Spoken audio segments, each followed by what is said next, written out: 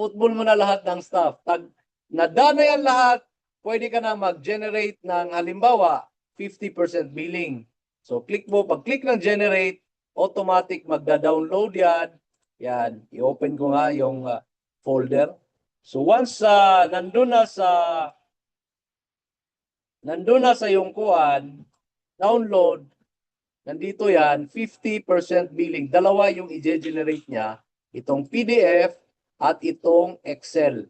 Sa PDF, di mo siya ma-edit. Pero sa billing na Excel form, ay kaya mo siyang yan. Oh. Di ba? Kaganda, oh. Oh. Di ba? Yan.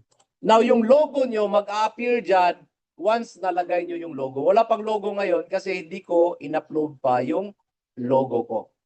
Yan.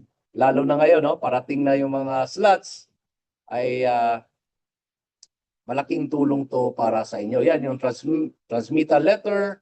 Yan yung, no? Formatted na. Ipiprint nyo na lang. Tapos dito yung logo nyo, left and right, yung right sa TESDA. At ito yung total amount. Napakaganda. Kahit di na kayo mag-hire, nakasave pa kayo ng pera, nakasave pa kayo ng time, nakasave pa kayo ng sakit ng ulo nyo. Diba? Yun yung kagandahan sa ginawa kong app. Okay? Clear na ba yung paggawa ng batches?